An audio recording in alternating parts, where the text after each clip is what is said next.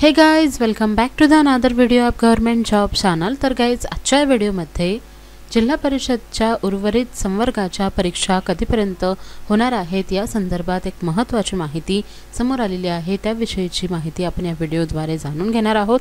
तर हा video complete पाहत राहा। तर गाइज तुम्ही पाहू शकता स्थगिती आल्यास न्यायासाठी उपोषणाचा मार्ग स्वीकारू अशी नवीन माहिती समोर आलेली आहे।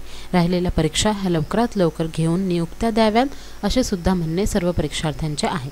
राज्य सरकारचे विविध विभागांमध्ये नोकर भरतीसाठी अनेक जाहिराती प्रसिद्ध होत आहेत। मात्र येथील युवा हे आर्थिक अडचणीत असताना राज्य सरकारने आता निवडणुकीचे आणि आचारसंहितेचे कारण पुढे न करता भरती प्रक्रिया योग्य पद्धतीने राबवून सर्वांना नोकरीत रुजू करून घ्यावे, तसेच परीक्षा झालेल्या विभागाचे निकाल लवकरात लवकर लावण्यात यावे आणि उर्वरित परीक्षा लवकरात लवकर घेण्याची विनंती युवा रोजगार परिषदेचे अध्यक्ष डॉक्टर लक्ष्मीकांत कलमुर्गे यांनी केले आहे। तर गाइज आपण सर्वांना माहितीच असेल की पेसा भरती क्षेत्रातील जी केस सुरू आहे त्यामुळे तात्पुरती स्थगिती जी आहे ही जिल्हा परिषदेच्या 5 संवर्गावर लावण्यात आलेली आहे। परंतु इतके दिवस उलटून गेल्यावर सुद्धा पेसा क्षेत्रातील पदभरतीच्या केसवर कुठल्याही पद्धतीने मार्ग निघत नाही आहे किंवा सुनावणी देखील होत नाही आहे आणि त्या परिस्थितीमध्ये जी तात्पुरती स्थगिती लावण्यात आलेली आहे त्यामुळे बऱ्याच परीक्षार्थ्यांना निराशा होत आहे आणि जे उर्वरित संवर्ग आहे त्या संवर्गांची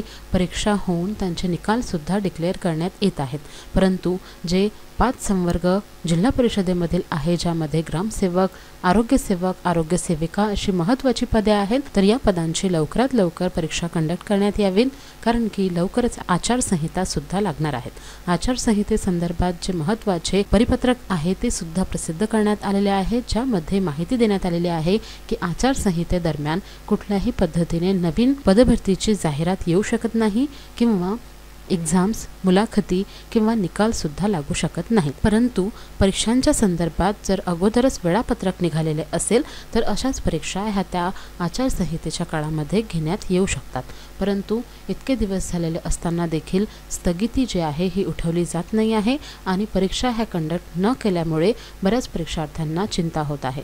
त्यामुळे आता डॉक्टर लक्ष्मीकांत कलमुर्गे यांनी माहिती दिलेली आहे की जर का तात्पुरती स्थगिती ही अशाच पद्धतीने जिल्हा परिषदेच्या महत्त्वाच्या संवर्गांवर राहिली तर उपोषणाचा मार्ग सुद्धा स्वीकारला जाणार आहे।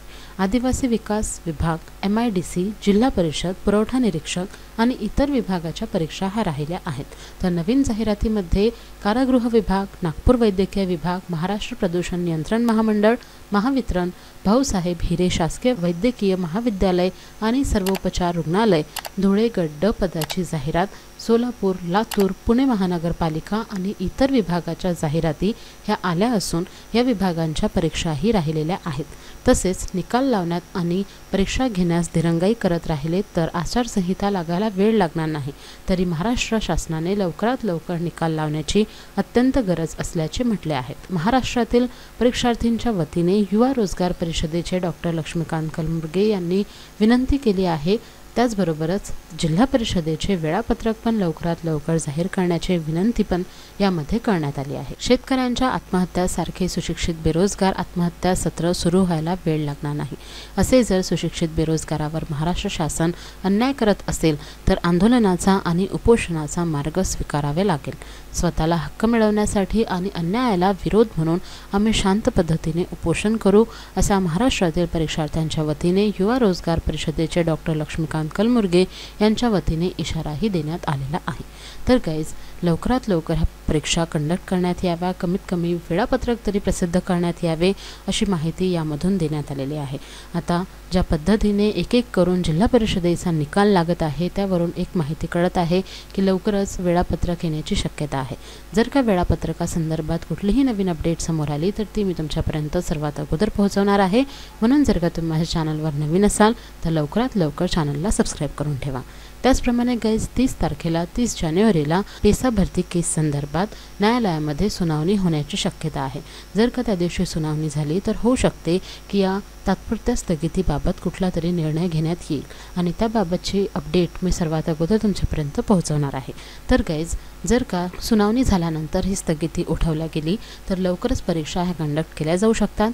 त्यामुळे फेब्रुवारी महिन्यामध्ये आपल्या परीक्षा ह्या केव्हाही कंडक्ट करण्यात येतील आणि जेव्हा केव्हा वेळापत्रक प्रसिद्ध होईल तेव्हा आपल्याला संपूर्ण माहिती या संदर्भात मिळणार आहे। तरी सुद्धा स्थगिती ही लवकरात लवकर उठवण्यात यावी अशी विनंती युवा रोजगार परिषदेचे डॉक्टर लक्ष्मीकांत कलमुर्गे यांनी केली आहे। तर आता जर लवकरात लवकर या संदर्भात कुठला तोडगा काढण्यात आला तर होऊ शकते की पुढील महिन्यामध्ये आपली पदभरतीची परीक्षा जी आहे ही कंडक्ट करण्यात येईल। तर गाईज, आय होप की या आर्टिकल नंतर काही ना काही यावर तोडगा काढण्यात येईल आणि लवकरात लवकर परीक्षा ह्या कंडक्ट करण्यात येतील। तर अशा पद्धतीने ही महत्त्वाची माहिती समोर आलेली होती जी मी तुमच्यापर्यंत पोहोचवलेली आहे।